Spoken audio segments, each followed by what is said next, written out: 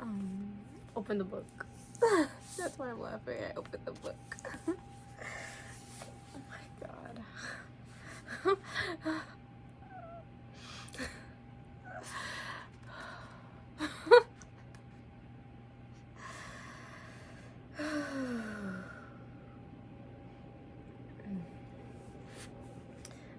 This is not a course in theoretical philosophy, nor is it concerned with precise terminology in connection with origins.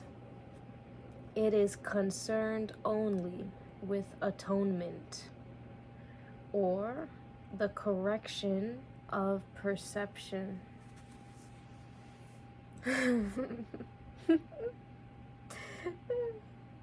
The means of the atonement is forgiveness.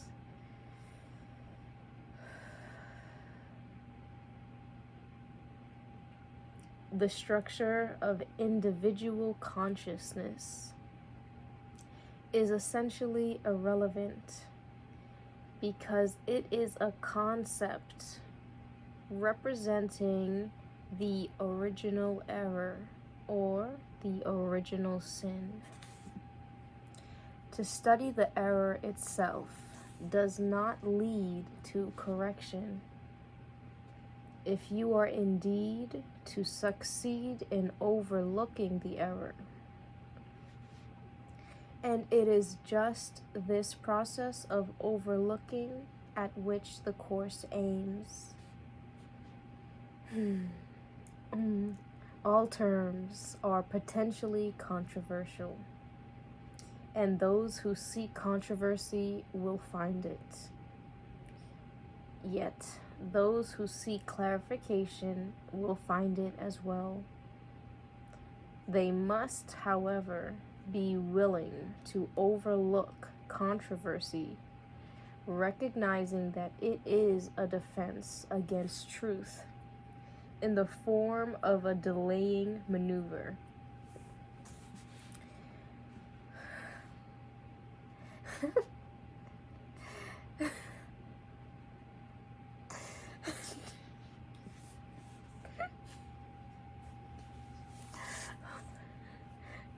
Theological considerations, as such, are necessarily controversial, since they depend on belief and can therefore be accepted or rejected.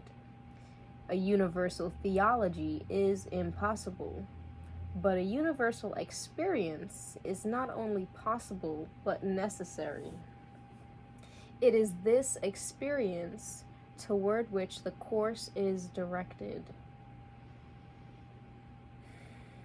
Here alone, consistency becomes possible, because here alone, uncertainty ends. This course remains within the ego framework, where it is needed. It is not concerned with what is beyond all error, because it is planned only to set the direction towards it. Therefore, it uses words which are symbolic and cannot express what lies beyond symbols. It is always the ego that questions, because it is only the ego that doubts. It is always the ego that questions, because it is only the ego that doubts. The course merely gives another answer once a question has been raised. However, this answer does not attempt to resort to inventiveness or ingenuity. These are attributes of the ego. The course is simple. It has one function and one goal. Only in that does it remain wholly consistent, because only that can be consistent. The ego will demand many answers this course does not give. It does not recognize as questions the mere form of a question to which an answer is impossible. The ego may ask, how did the impossible occur?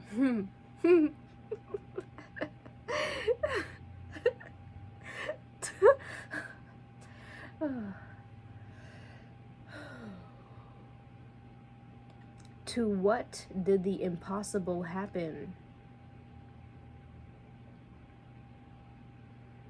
And may ask in many forms. Yet there is no answer, only an experience. Seek only this, and do not let theology delay you.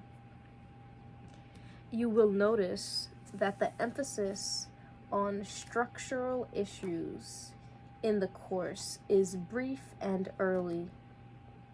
Afterwards and soon, it drops away to make way for the central teaching. Since you have asked for clarification, however, these are some of the terms that are used.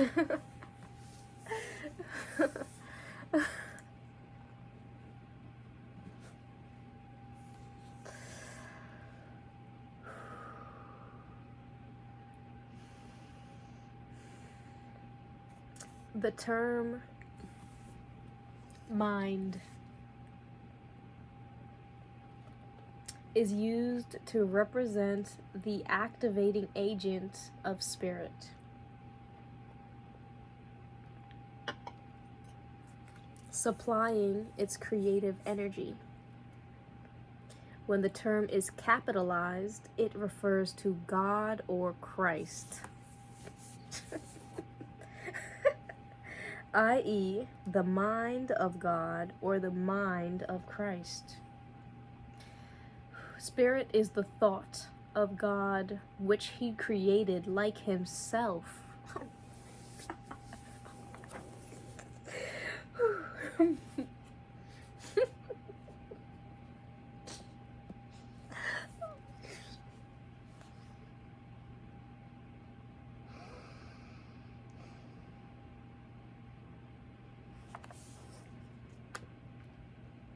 The unified spirit is God's one Son,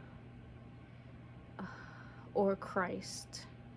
In this world, because the mind is split, the sons of God appear to be separate, nor do their minds seem to be joined. In this illusory state, the concept of an individual mind seems to be meaningful. It is therefore described in the course as if it has two parts, spirit and ego. Spirit is the part that is still in contact with God through the Holy Spirit, who abides in this part but sees the other part as well. It must be understood that soul, being of God, in nature is eternal and was never born.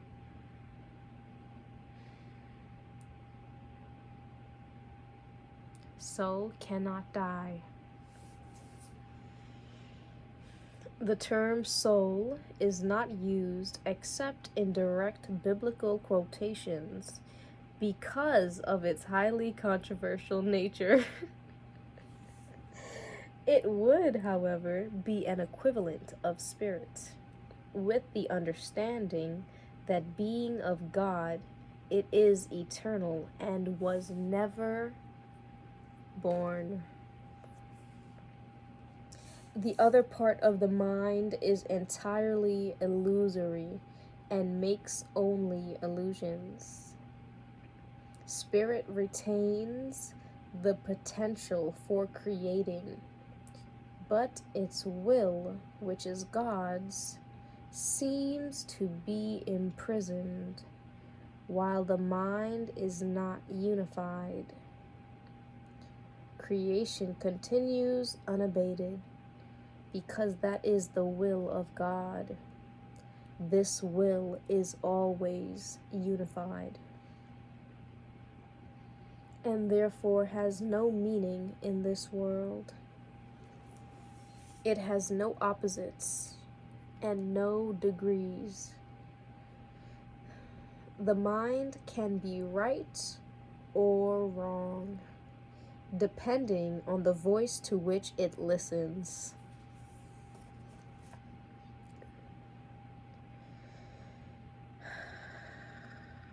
Right-mindedness listens to the Holy Spirit, forgives the world, and through Christ's vision sees the real world in its place.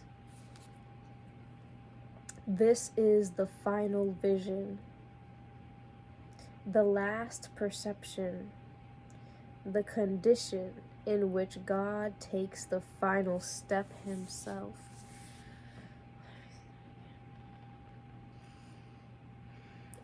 Right-mindedness listens to the Holy Spirit, forgives the world, and through Christ's vision sees the real world in its place. This is the final vision, the last perception, the condition in which God takes the final step himself. Here, time and illusions end together.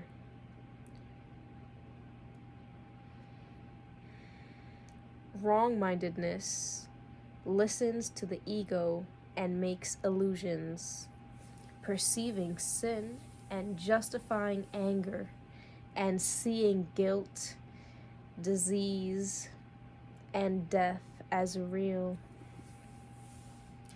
Both this world and the real world are illusions, because right-mindedness merely overlooks or forgives what never happened. Therefore, it is not the one-mindedness of the Christ mind, whose will is one with God's. Therefore, it is not the one-mindedness of the Christ mind, whose will is one with God's. In this world, the only remaining freedom is the freedom of choice, always between two choices or two voices. Will is not involved in perception at any level and has nothing to do with choice. Consciousness is the receptive mechanism, receiving messages from above or below, from the Holy Spirit or the ego. Consciousness has levels, and awareness can shift quite dramatically. Consciousness has levels, and awareness can shift quite dramatically. But it cannot transcend the perceptual realm. At its highest, it becomes aware of the real world, and can be trained to do so increasingly. Yet the very fact that it has levels and can be trained demonstrates that consciousness cannot reach knowledge. Illusions will not last. Their death is sure, and this alone is certain in their world. It is the ego's world because of this. What is the ego but a dream of what you really are? A thought you are apart from your Creator, and a wish to be what He created not. It is a thing of madness, not reality at all. A name for namelessness is all it is, a symbol of impossibility, a choice for options that do not exist, We call it that to help us understand that it is nothing but an ancient thought, that what is made has immortality. But what could come of this except a dream which, like all dreams, could only die? What is the ego? Nothingness, but in a form that seems like something. How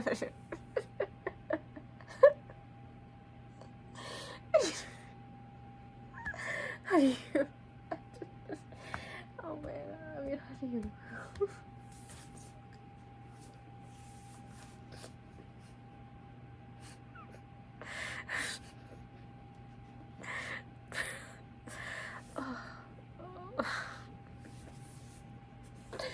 My goodness. How many pages have I read? One.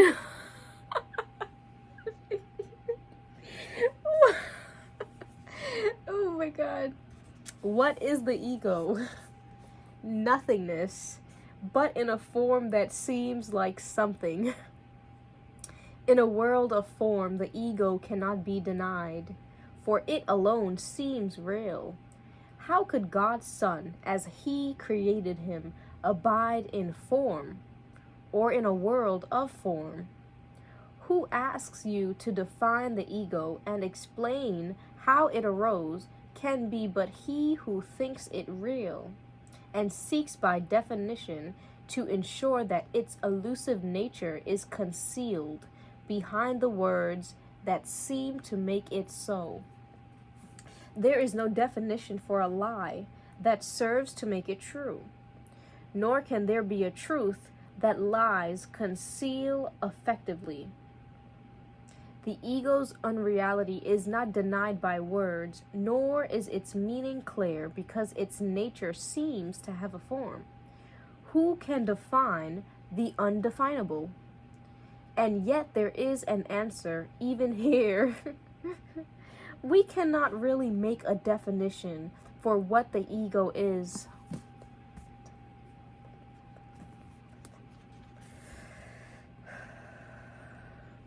But we can say what it is not. And this is shown to us with perfect clarity. It is from this that we deduce all that the ego is. Look at its opposite, and you can see the only answer that is meaningful. The ego's opposite, in every way, in origin, effect, and consequence, we call a miracle.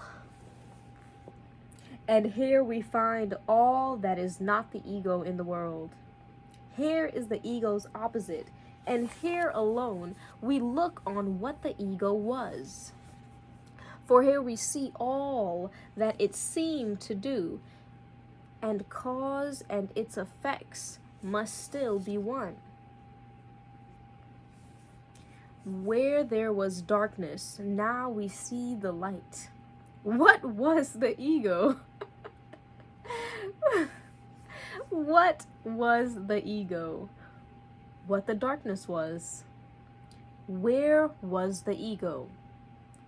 Where the darkness was. What is it now, and where can it be found? Nothing and nowhere. Now the light has come. Its opposite has gone without a trace. Where evil was, there now is holiness. What is the ego? What the evil was. Where is the ego? In an evil dream that but seemed real while you were dreaming it. Where there was crucifixion stands God's Son. What is the ego? Who has need to ask? Where is the ego? Who has need to seek for an illusion now that dreams are gone? What is a miracle? A dream as well. But look at all the aspects of this dream, and you will never question any more. Look at the kindly world you see stretch forth before you as you walk in gentleness. Look at the helpers all along the way you travel, happy in the hope of heaven and the certainty of peace.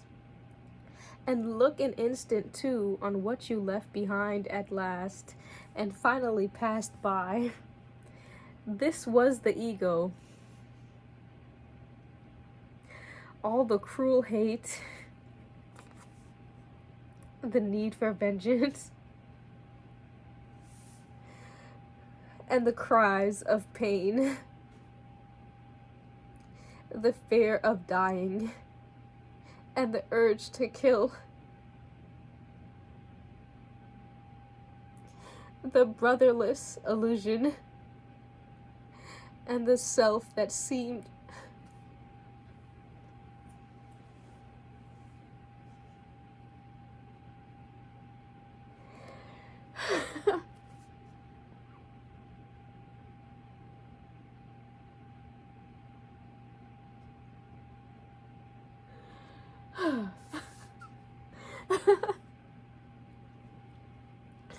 and the self that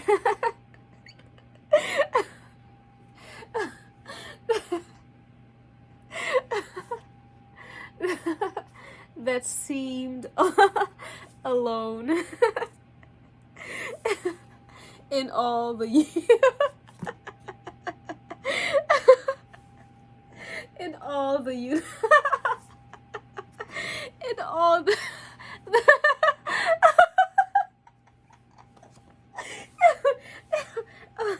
in all the universe.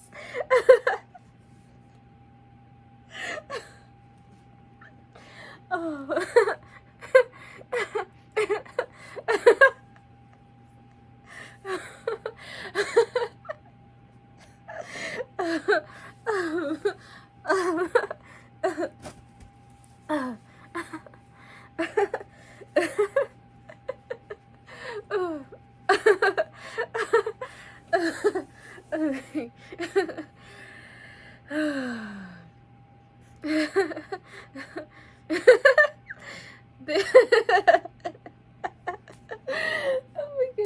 Oh my goodness. Oh, oh man.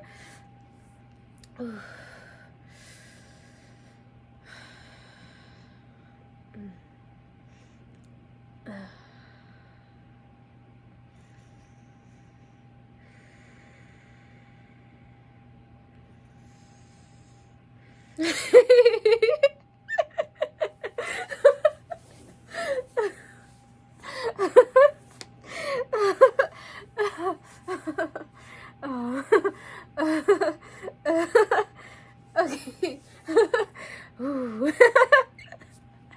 Okay.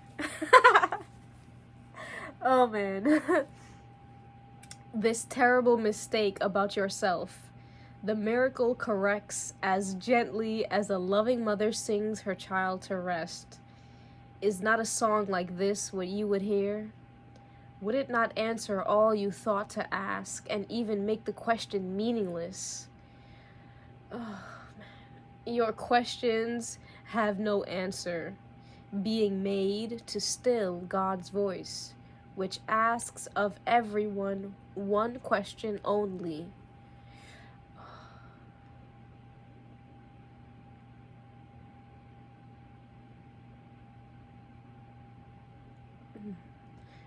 Are you ready yet to help me save the world?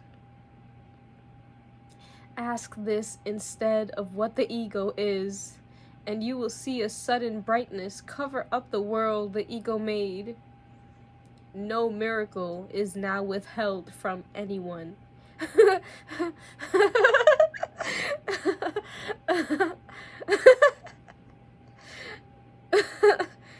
Oh. The world is saved from what you thought it was, and what it is wholly uncondemned and wholly pure. The miracle forgives, the ego damns. Neither need be defined except by this.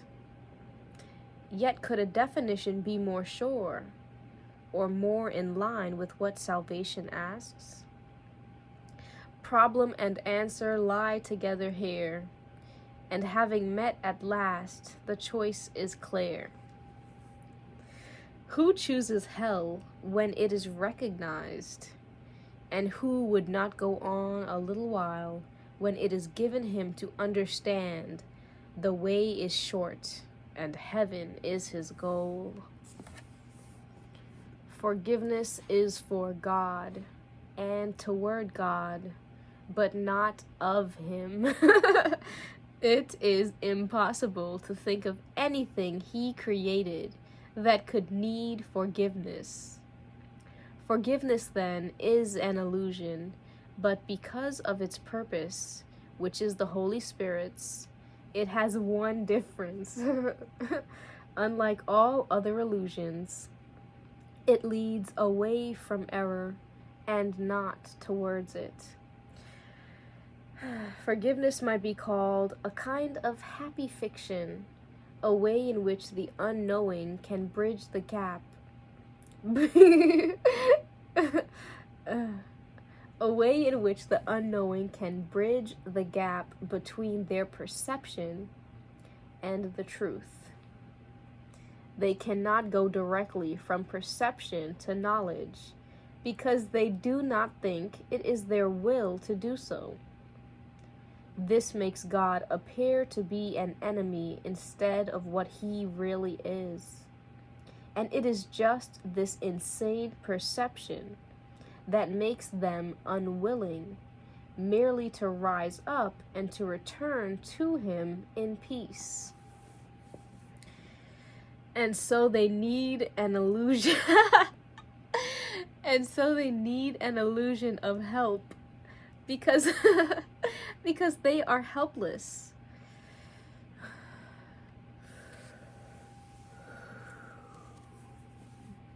A thought of peace because they are in conflict. God knows what his son needs before he asks. He is not at all concerned with form, but having given the content, it is his will that it be understood, and that suffices. The form adapts itself to need. The content is unchanging, as eternal as its creator. The face of Christ has to be seen before the memory of God can return. My goodness. The reason is obvious. Seeing the face of Christ is perception. No one can look on knowledge, but the face of Christ is the great symbol of forgiveness. It is salvation. It is the symbol of the real world. Whoever looks on this no longer sees the world. He is as near to oh my goodness. He is as near to heaven as possible outside the gate. Yet from this gate, it is no more than it is no more than just a step inside. It is the final step, and this we leave to God. It is a symbol too, but as the symbol of his will alone, it cannot be divided. And so the unity that it reflects becomes his will. It is the only thing still in the world in part, and yet the bridge to heaven. God's will is all there is. We can but go from nothingness to everything, from hell to heaven. Is this a journey? No, not in truth, for truth goes nowhere. But illusions shift from place to place, from time to time. Oh my goodness, I can't do this guy. The final step is also but a shift. As a perception, it is partly unreal, and yet this part will vanish. What remains is peace eternal. What remains is peace eternal and the will of God. There are no wishes now, for wishes change. Even the wished for can become even the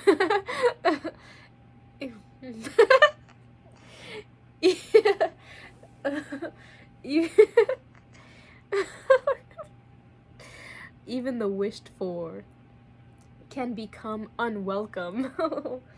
That must be so. That must be so because the ego cannot be at peace. But will is constant as the gift of God, and what he gives is always like himself. This is the purpose of the face of Christ. It is the gift of God to save his son. But look on this, and you Old English. But look on this, and you have been forgiven. How lovely does the world become in just that single instant when you see the truth about yourself reflected there. Now you are sinless, and behold your sinlessness. Now you are holy, and perceive it so. And now the mind returns to its Creator, the joining of the Father and the Son, the unity of unities that stands behind all joining, but still beyond them all. God is not seen, but only understood. His Son is not attacked, but recognized. The world you see is an illusion of a world. God did not create it, for what he creates must be eternal as himself. Yet there is nothing in the world you see that will endure forever. Some things will last in time a little while longer than others, but the time will come when all things visible will have an end. The body's eyes are therefore not the means by which the real world can be seen, for the illusions that they look upon must lead to more illusions of reality. And so they do, for everything they see not only will not last, but lends itself to thoughts of sin and guilt, while everything that God created is forever without sin, and therefore is forever without guilt. Knowledge is not the remedy for false perception.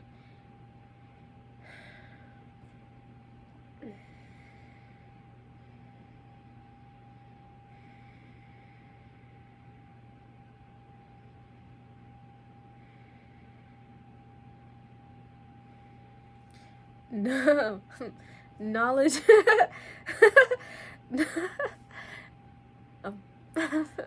Knowledge is not the remedy for false perception. Oh man.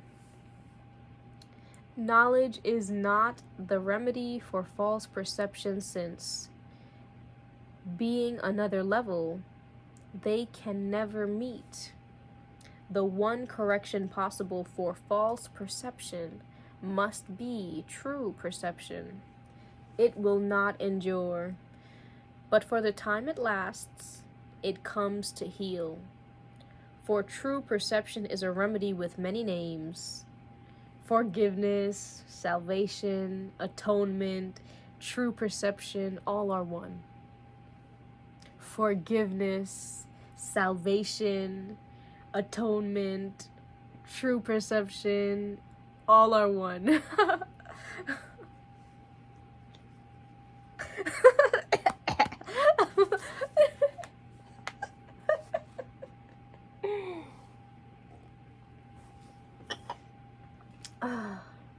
They are as one, beginning with the end to lead to oneness far beyond themselves.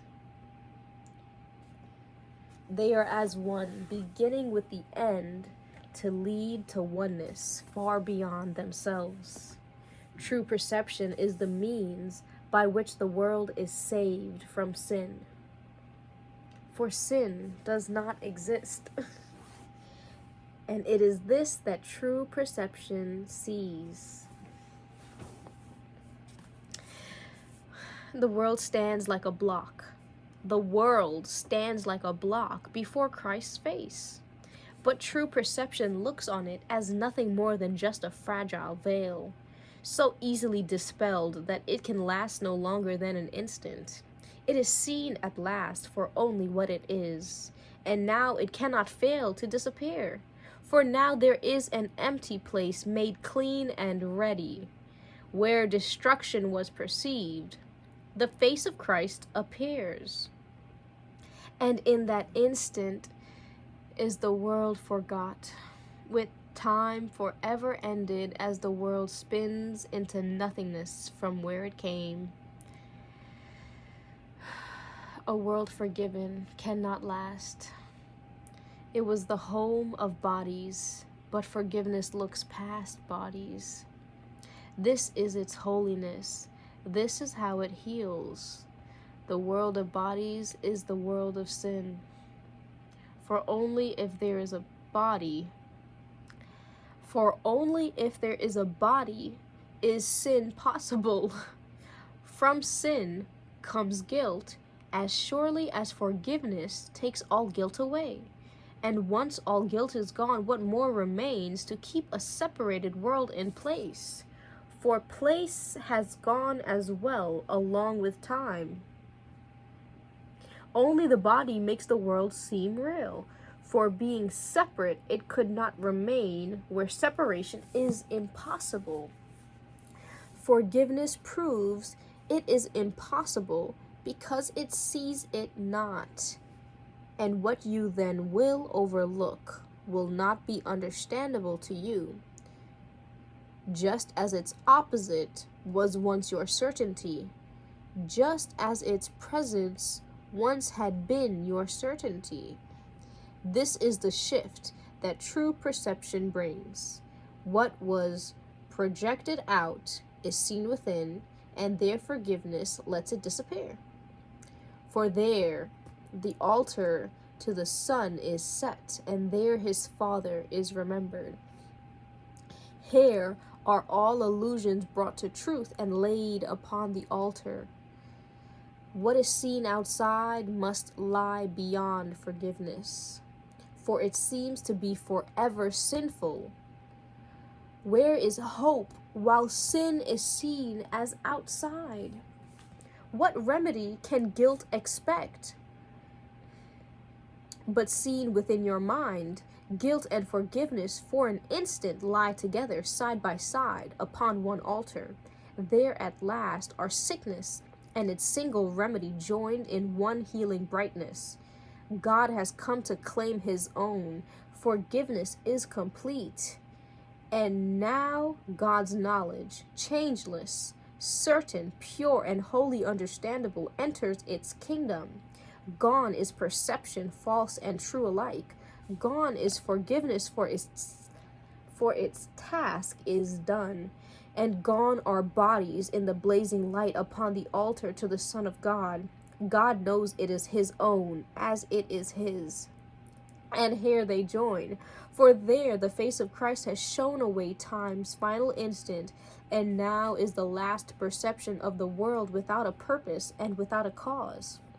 For where God's memory has come at last, there is no journey, no belief in sin, no walls, no bodies, and the grim appeal of guilt and death is there snuffed out forever. Oh, my brothers, if you only knew the peace that will envelop you and hold you safe and pure and lovely in the mind of God.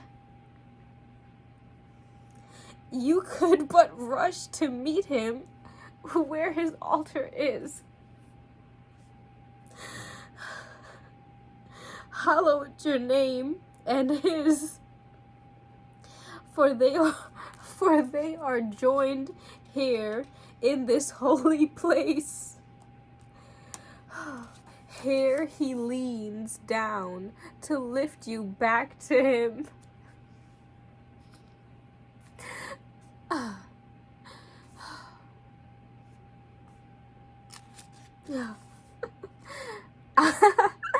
out, out of illusions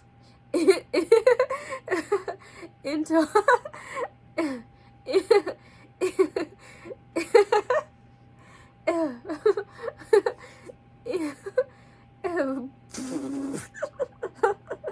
into holiness, out of the world, and